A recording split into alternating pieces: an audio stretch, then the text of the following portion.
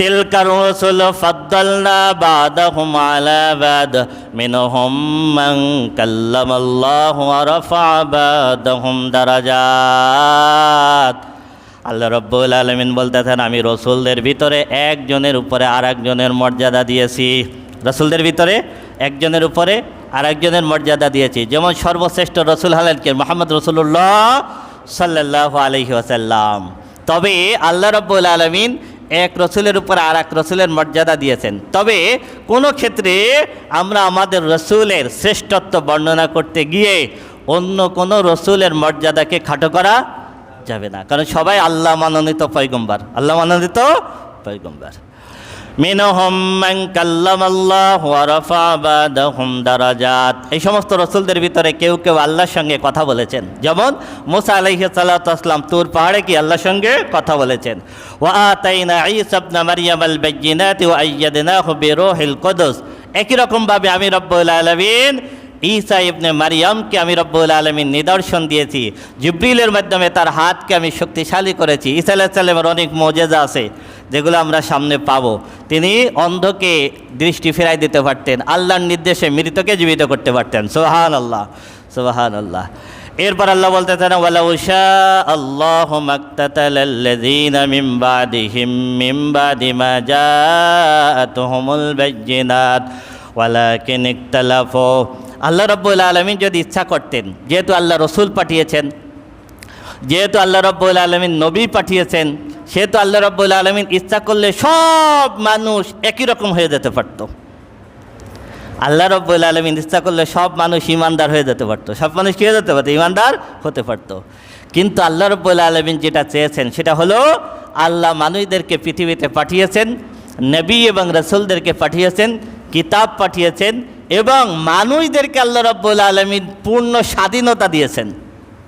নেকির কাজ করারও স্বাধীনতা দিয়েছেন, গুনার কাজ করারও কি স্বাধীনতা দিয়েছেন, যাতে করে ভালো কাজ কে করে, খারাপ কাজ কে করে, আল্লাহ রাব্বুল আলামিন আখিরাতে জান্নাত এবং জাহান্নাম দিতে পারেন।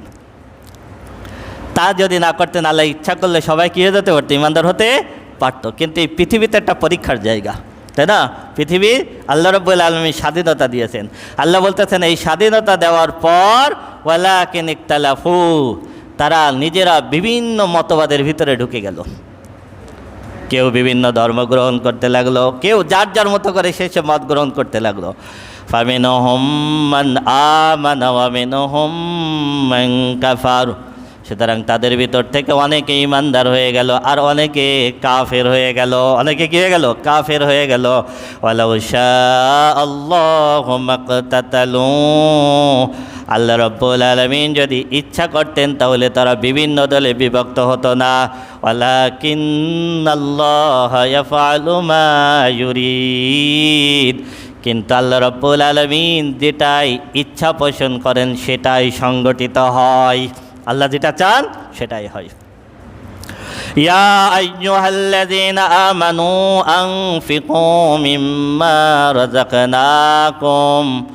হে ঈমানদারগণ, আমি রব্বুল আলামিন তোমাদেরকে রিজিক হিসেবে যেটা দিয়েছি, আমি রব্বুল আলামিন রিজিক হিসেবে যেটা দিয়েছি তার থেকে আল্লাহর পথে ব্যয় করো, আল্লাহর পথে সম্পদ ব্যয় করো। মিন ক্বাবলি আন ইয়াতিয়া ইয়াউমুল লা বাইউন ফীহি ওয়ালা কুল্লাতুন ওয়ালা শাফাআ।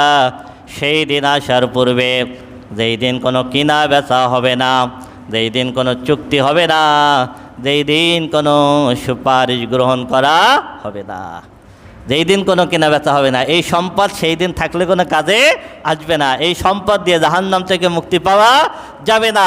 এখন হ্যালো বললে শাস্তির থেকে মাপ পাওয়া যায়, সেই দিন হ্যালো বললে কোনো মাপ পাওয়া যাবে না। আল্লাহ বলতেছেন, সেই দিন আসার আগে আল্লাহর পথে সম্পদ ব্যয় করো। ওয়াল কাফিরুনা হুমুজ জালিমুন। আল্লাহর এই নির্দেশ যারা অস্বীকার করে তারাই হলো জালেম। যারা অস্বীকার করে তারাই হলো কি?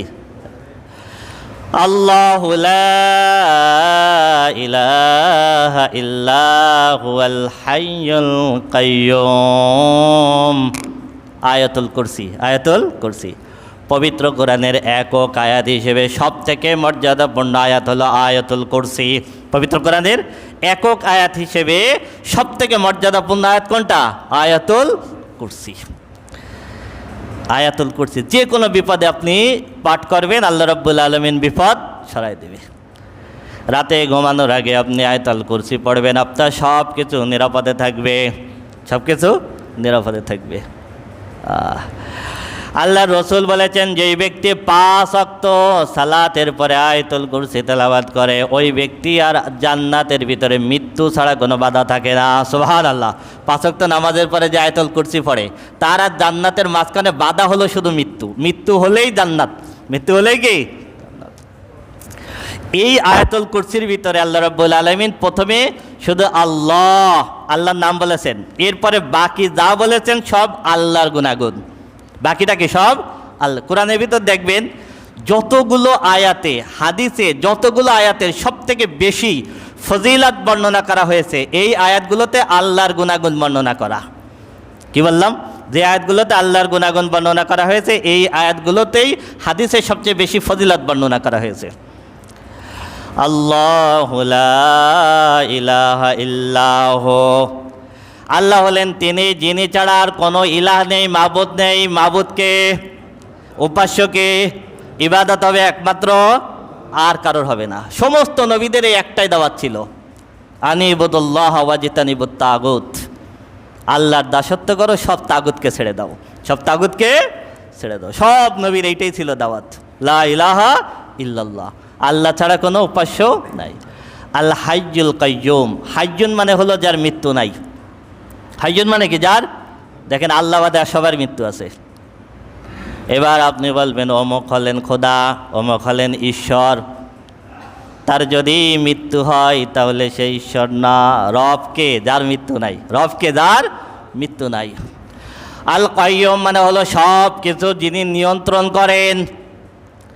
এই সূর্য যিনি উঠান, চন্দ্র যিনি উঠান, ঝড় যিনি দেন, বাতাস যিনি দেন, গাছপালা যিনি জন্মান, ফল যিনি বের করে দেন, জোয়ার ভাটা যিনি দেন, সমস্ত গ্রহ যার নির্দেশে চলে, সব কিছুর উপরে যার নিয়ন্ত্রণ নাই সে আল্লাহ না। আল্লাহ তিনি যিনি সব কিছু নিয়ন্ত্রণ করেন, তিনি হলেন কাইয়ুম। তিনি হলেন কি? কাইয়ুম। লা তাখুযুহু সিনাতুন ওয়ালা নাওম। সিনাতুন মানে হলো ঝিমটি, ঘুমের আগে অনেক সময় এরকম আমার ঝিমাই, এটা হলে সিনাতুন। আর নাওম মানে হলো পুরা ঘুম। আল্লাহ হলেন তিনি যাকে ঘুমের ভাব স্পর্শ করে না, আর ঘুম যাকে স্পর্শ করে না। ঘুম যাকে, আপনি যদি বলেন যিশু হলেন ঈশ্বর, আমি বলবো যিশু ঘুমাতো কিনা? যদি ঘুমাতেন তাহলে তিনি আল্লাহ না। বোঝা গেছে? তাহলে আল্লাহ হলেন তিনি যাকে ঘুম স্পর্শ করে না, ঘুমের ভাবও যাকে স্পর্শ করে না। বনি ইসরাইল একবার মুসাকে জিজ্ঞেস করতেছে, মুসা তোমার রব কি ঘুমাই না? মুসা আলাইহিস সালাম আল্লাহকে জিজ্ঞেস করলেন, বনি ইসরাইল আমাকে এই জিজ্ঞেস করে। আল্লাহ বলেন, তাই নাকি? হে মুসা, তোমাকে একটা দায়িত্ব দিলাম, রাতের বেলায় 2 হাতে 2 গ্লাস পানি নিয়ে একটু দাঁড়ায় থাকবা। মুসা আলাইহিস সালাম দাঁড়ায় রয়েছেন সারা রাত। কত সময় দাঁড়ায় থাকা যায়? এরপরে একটু ঝিমটি আইছে। কি আইছে? ঘুম না, ঝিমটি আইছে। সাথে সাথে হাতেরতে গ্লাস পড়ে গেছে। আল্লাহ বলতে আছেন, মুসা এক ঝিমটির জন্য তোমার হাতের গ্লাস তুমি নিয়ন্ত্রণ করতে পারো না। আমি আল্লাহ যদি ঘুমাই টোটা বিশ্বজগৎ তছনছ হয়ে যাবে। কি হয়ে যাবে? লা তাখুযুহু সিনাতুন ওয়ালা নাওম। তিনি আল্লাহ যাকে ঘুমের ভাবও স্পর্শ করে না, যাকে ঘুমও স্পর্শ করে না। লাহু মা ফিস সামাওয়াতি ওয়া মা ফিল আরদ, আসমান জমিনের ভিতরে যা কিছু আছে সব কিছুর মালিক আল্লাহ। যিনি সব কিছুর মালিক না, তিনি আল্লাহ না। আল্লাহ তিনি যিনি সব কিছুর মালিক।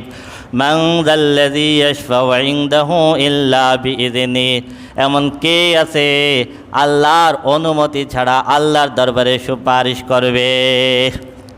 আল্লাহর দরবারে সুপারিশ করবে। আখিরাতে কেউ কারোর জন্য সুপারিশ করতে পারবে না। শুধুমাত্র সেই সুপারিশ করতে পারবে আল্লাহ যাকে সুপারিশ করার অনুমতি দিবেন। আল্লাহ অনুমতি না দিলে এমন কে আছে সুপারিশ করবে? মান যাল্লাযী ইয়াশফাউ ইনদাহু ইল্লা বিইযনি ইয়ালামু মা বাইনা আইদিহিম ওয়া মা খালফাহুম, তিনি হলেন আল্লাহ যিনি প্রকাশ্য সব কিছু জানেন, আর যা কিছু গোপন আছে তাও জানেন। তিনি হলেন কে? আল্লাহ। তার মানে প্রকাশ্য জিনিস জানতে হবে, তাই না? ওয়া তাসকুতু মিন ওয়ারাকাতিন ইল্লা ইয়ালামুহা। সুন্দরবনে কোনো একটা গাছের থেকে একটা শুকনা পাতা গাছের থেকে ঝরে পড়লো, এই জ্ঞানটা যার কাছে আছে তিনি আল্লাহ। ওয়ালা হাব্বাতিন ফি যুলুমাতিল আরদ, এই মাটির তলে একটা বীজ থেকে একটা চারা বের হচ্ছে মাটির তলদেশে গভীরের ভিতরে, এইটার জ্ঞান যার কাছে আছে তিনি আল্লাহ, যে জানে না সে আল্লাহ না। এইটা হলো ইয়ালামু মা বাইনা আইদিহিম ওয়া মা খালফাহুম ওয়ালা ইউহিতুনা বিশাইইম মিন ইলমিহি ইল্লা বিমা শাআ। তিনি কাউকে স্বেচ্ছায় জ্ঞান না দিলে গোটা বিশ্ব জগতে কেউ নিজের থেকে জ্ঞান অর্জন করার ক্ষমতা রাখে না। ও বিজ্ঞানী, আজকে যা কিছু আবিষ্কার করতে চাই মেধা দিয়েছেন কে? আল্লাহ না দিলে তোমার ক্ষমতা নাই, আবার আল্লাহ ইচ্ছা করলে মুহূর্তের ভিতরে তোমাকে পাগল বানাই দিতে। এই জ্ঞান যিনি দেন তিনি আল্লাহ, জ্ঞান যিনি সিনাই নিয়ে যান তিনিও কে? আল্লাহ। ওয়াসিয়া কুরসিয়্যুহুস সামাওয়াতি ওয়াল আরদ, যার কুরসি, এই জন্য এটাকে বলা আয়াতুল কুরসি, যার সিংহাসন আসমান এবং জমিন পরিবেষ্টিত। হাদিসের ভিতর আছে আল্লাহর সিংহাসনের তুলনায় 7 আসমান জমিন, 7 আসমান জমিন, বিশাল একটা মাঠের ভিতরে ছোট্ট একটা আংটি যেমন, আল্লাহর সিংহাসনের তুলনায় সপ্ত আসমান জমিন অতটুকু। সুবহানাল্লাহ। ওয়ালা ইয়াউদুহু হিফযুহুমা, আর এই সব কিছু নিয়ন্ত্রণ করতে ক্লান্তি যাকে স্পর্শ করে না। আপনি কাজ করবেন ক্লান্ত হবেন, তাই না? সমস্ত জীব ক্লান্ত হয়, গোটা বিশ্বজগৎ নিয়ন্ত্রণ করতে কোনো ক্লান্তি আল্লাহকে স্পর্শ করে না। যার মানে হলো যে ক্লান্ত হয় সে আল্লাহ না, যে ক্লান্ত হয় সে কি? দেখেন আয়াতুল কুরসি দিয়ে যদি আপনি বিচার করেন আল্লাহ বাদে সব খোদা বাদ পড়ে যাবে, একদম সব আউটে যাবে। ওয়ালা ইয়াউদুহু হিফযুহুমা ওয়া হুয়াল আলিয়্যুল আযীম, তিনি সবার উপরে এবং তিনি সব থেকে মহান। সুবহানাল্লাহ। লা ইকরাহা ফিদ-দীন ক্বাদ তাবায়্যানার রুশদু মিনাল গায়্য, সুতরাং ইসলামের ভিতরে কোনো জোর জবরদস্তি নাই। তার মানে কাউকে জোর করে ধরে বেঁধে মুসলমান বানাতে হবে ইসলামে এমনটা নাই। কারণ কে? ক্বাদ তাবায়্যানার রুশদু মিনাল গায়্য, ভুল পথের থেকে সত্য পথ স্পষ্ট হয়ে গেছে। আল্লাহ আয়াত নাযিল করেছেন, কোরআন যখন এসে গেছে মিথ্যার পথ সত্যর পথ হলো স্পষ্ট ক্লিয়ার। সুতরাং যে আসবে স্বেচ্ছা আসবে, কাউকে জোর করে আনার দরকার নেই। ফামান ইয়াকফুর বিত্তাগুত, সুতরাং যে তাগুতকে ছেড়ে দেবে, ওয়া ইউমিন বিল্লাহ, আল্লাহর প্রতি ঈমান আনবে, ফাকাদ ইসতামসাকা বিল উরওয়াতিল উসকা লা ইনফিসামা লাহা, সে আল্লাহর এমন একটা রশি ধরলো যেই রশি আর কোনো দিন ছেড়বে না। সুবহানাল্লাহ। যে তাগুতকে ছেড়ে দিল, আল্লাহর প্রতি ঈমান আনলো, সে এমন একটা রশি ধরলো যেই রশি কোনো দিন কী হবে না? ছেড়বে না। আল্লাহু সামিউন আলিম, নিশ্চয় আল্লাহ সব কিছু শোনেন এবং সব কিছু জানেন। আল্লাহু ওয়ালিয়্যুল্লাযীনা আমানু ইখরিজুহুম মিনাজ যুলুমাতি ইলান নূর ওয়াল্লাযীনা কাফারু আউলিয়াউহুমুত তাগুত ইখরিজুনাহুম মিনান নূরি ইলাজ যুলুমাত উলাইকা আসহাবুন নারি হুম ফিহা খালিদুন। আল্লাহ হলেন ঈমানদারদের অভিভাবক। কাদের অভিভাবক বলেন? ঈমানদারদের অভিভাবক। আল্লাহ ঈমানদারদেরকে অন্ধকার থেকে আলোর দিকে নিয়ে আসে। আর যারা কাফের তাদের অভিভাবক হলো শয়তান, যারা কাফের তাদের অভিভাবক হলো শয়তান। আল্লাহ ঈমানদারদেরকে অন্ধকার থেকে আলোর দিকে নিয়ে আসেন, আর শয়তান মানুষদেরকে আলোর থেকে অন্ধকারের দিকে নিয়ে যায়, আলোর থেকে অন্ধকারের দিকে নিয়ে যায়। উলাইকা আসহাবুন নারি হুম ফিহা খালিদুন, যারা শয়তানের অনুসরণ করবে তারাই হলো জাহান্নামী, তারা চিরদিন জাহান্নামের ভিতরে থাকবে।